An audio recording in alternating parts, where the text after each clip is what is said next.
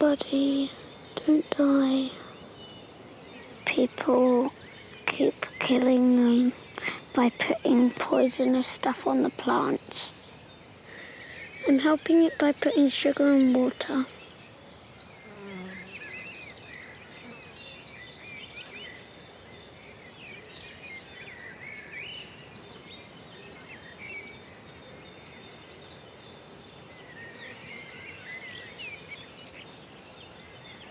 I think it's gonna survive.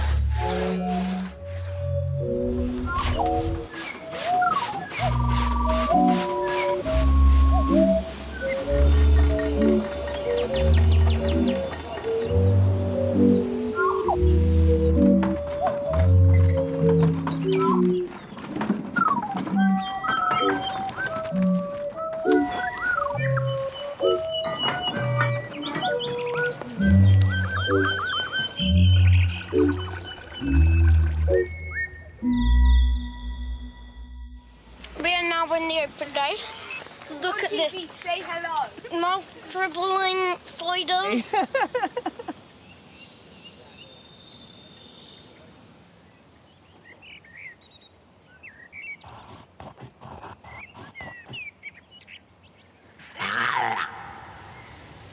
Honestly, it hasn't felt like a year. Honestly. We've almost been here for a year. Ow! Do you remember when we lived in a different house? In North Taunton. We went to a normal school in a normal house in a normal town in a normal world. We hardly communicated with our neighbours when we lived in our old house. We lived a very different life.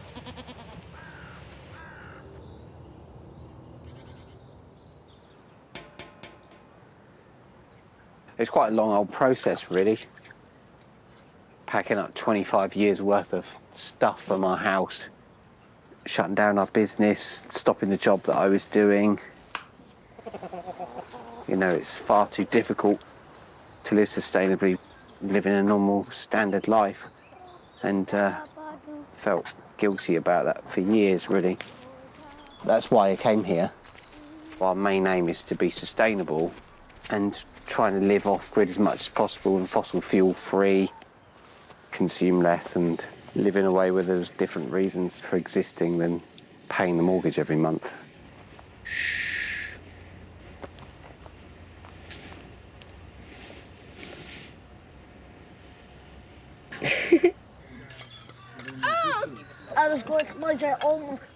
There's a lot of challenges of living in a community like this. We share a lot of space with other people. You have to engage and you have to learn from each other and you have to be accepting of other people's ways.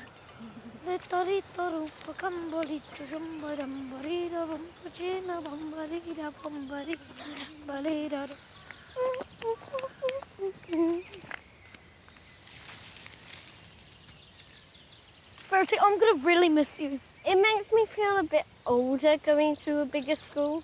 It makes me feel a bit sadder not being with any of my sisters or brothers. I also think it's a good chance for Eve to make friends. But I'll have no one to save me. Well, you will if you get friends. Can you reach me that one, please?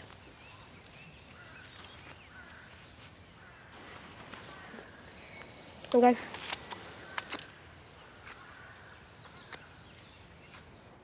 Taking the kids out of school was intended to be a break for them because both children had a particularly bad time being bullied, and it was a sort of recuperation period for them. Benefit from that was that they were allowed to explore their own feelings and learn through experience and conversation, really. I really do think they've built their confidence levels in preparation to going back to school, which they're doing now in the next couple of days. My apprehensions for Eve, that they'll crush her spirit. And I don't want to see it.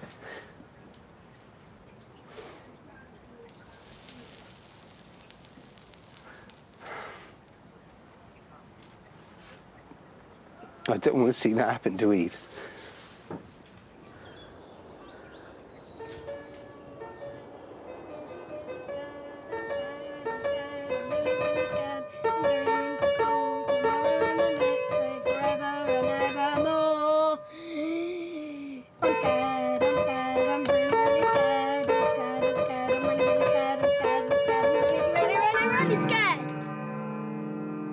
Is that one of the things you're scared of, is that people might judge you because you live in the woods? Yeah. I didn't tell them about where I lived for the first week, just because I didn't know what they'd say. I was really scared of what people would think, like seeing me coming from the woods down dirt tracks on my bike, like my legs all splashed in mud, and people would be like, "Where have you been?" But they were all pretty cool about it.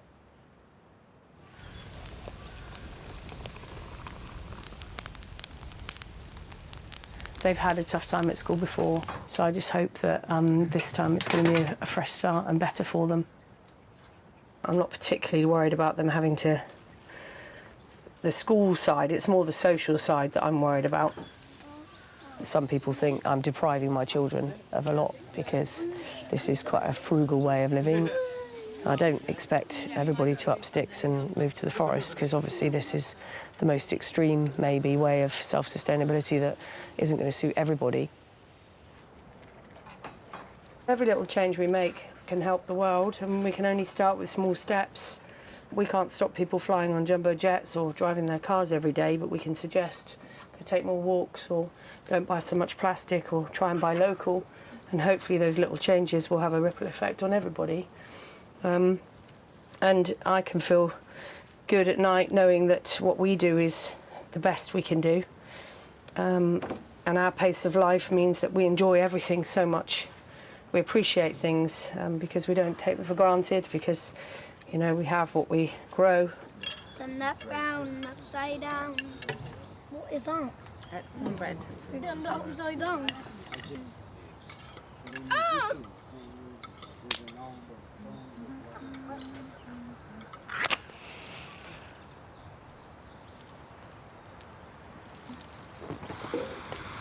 Come on.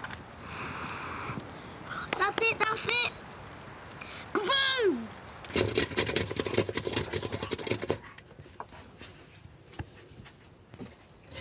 So where exactly is it? Here, is it? So, yeah, that tendon here. Yeah. It's not too tight? No. Yeah, right, so make some friends, like talk to some nice girls that look nice and pretty. Why not boys?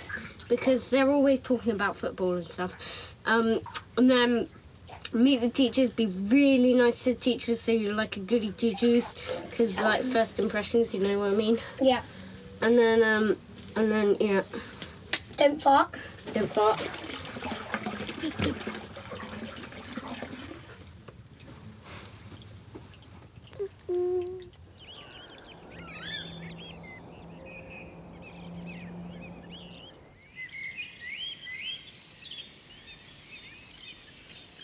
Morning.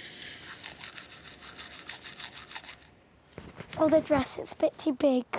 See, it's supposed to be like there. So my knees are showing. I think we have got the right size for you. No. What do you think of my school uniform then? Amazing. Dress is a bit short.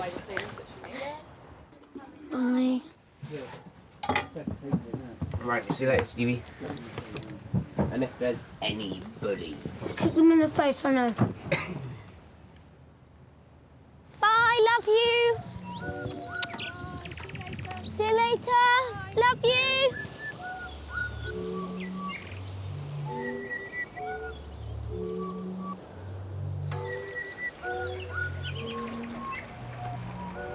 I'm just going to, so it don't look like I've been walking in mud.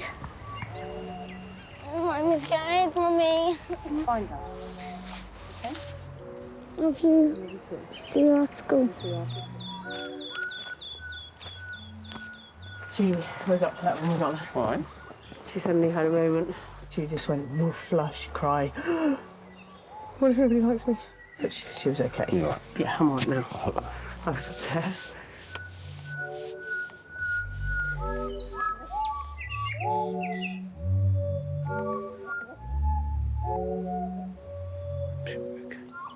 Yeah, no. Right, have a cup of tea, shall I?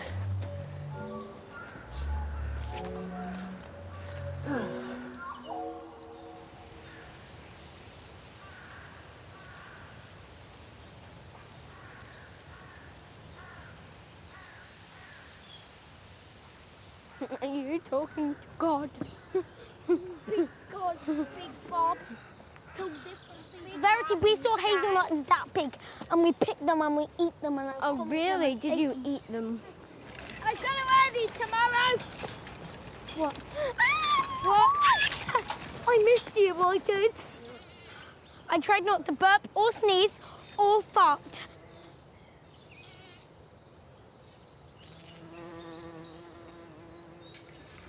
Some ingredients in this dinner, I think. Do you know they've surrounded the offices in London, so everyone's up for arrest basically. Going to come in the afternoon. We're going to try and get to the opening ceremony, which is at Marble Arch at 5 o'clock till 8 o'clock in the evening. Yeah, so you guys want to try and get to there. So is this the speech that you want to do for London here? Yeah. Do you want to go through it? Have a quick read through? See if you can do it. Hello, my friends. My name is Eve. I'm 9 years old, and this year I have spoken outside of my local MP's office in Somerset. So if you put a little point here, look, these are bullet points. So when you say these, you need to put a pause between them. It's not use less fossil fuels, cut down on plastics. It's use less fossil fuels, cut down on plastic. Take care of the environment. So this is just a plan, it's not what. I'm going to draw a really big picture of it, and then I'm going to hold it up at the end of the speech. So this will be the oil in the world. Da-da-da, and that, and that, and that. And then there'll be a polar bear here.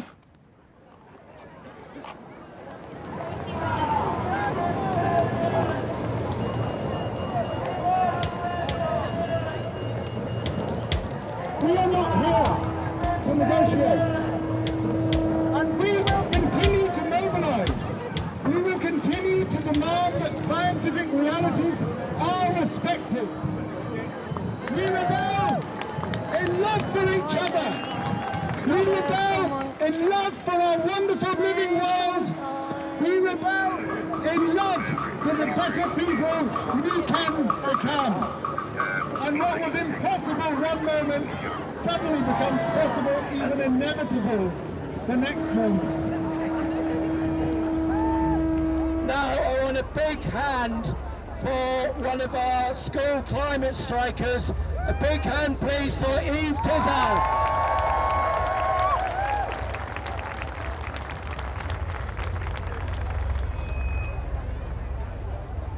Hello, my name is Eve. I'm 9 years old. I live in a sustainable off-grid community in the middle of a beautiful forest teeming with life.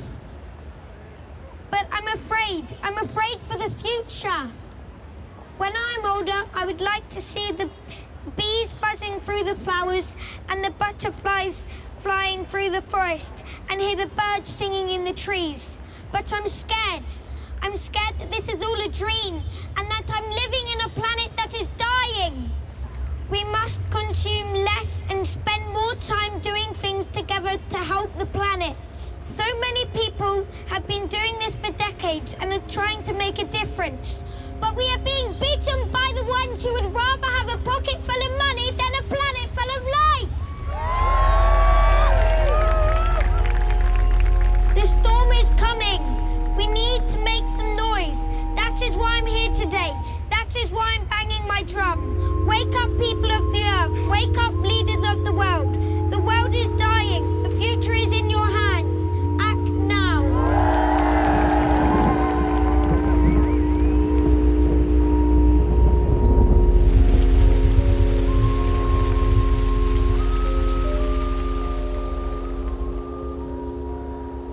So cold out here.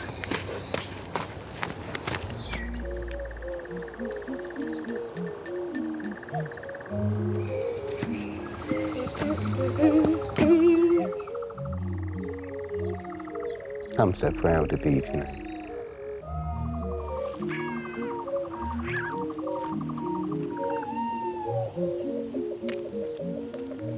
We only get one chance to shape and guide our children, you know. And it's a real gamble when you're constantly being told what you're doing is wrong and that you're not giving your children the opportunity to thrive, you know, which is absolute nonsense because there are many ways that people come to a place of fulfillment. And some of them are hard, some of them are against the trend. But it doesn't mean that what we're doing is wrong for our children.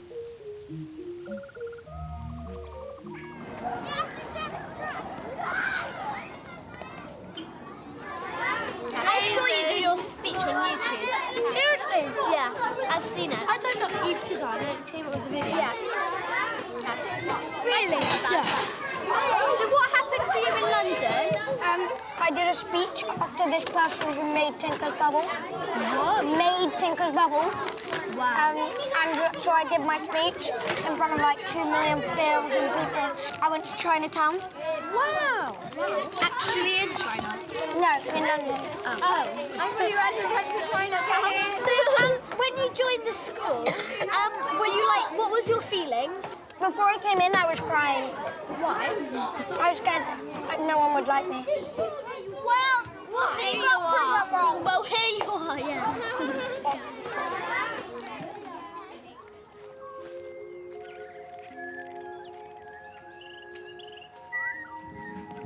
Shall we see if we can find any different types? Yeah. Living in the forest and close to nature is about taking us back to our roots. The natural world is what sustains us and not just something to go and observe. It's something that you can interact with in a way which enables you to live. And I think many adults as well as children don't even sometimes ever understand that whole cycle. Stand, Jim. Well,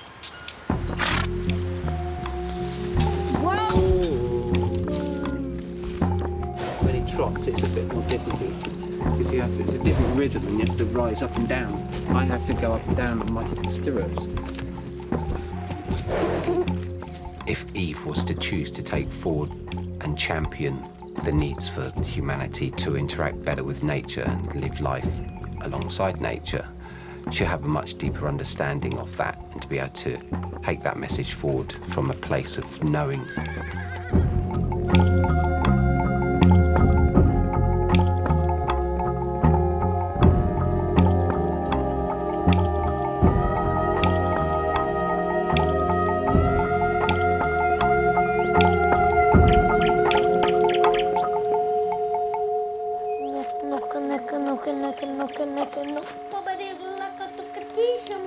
I'm a little lady.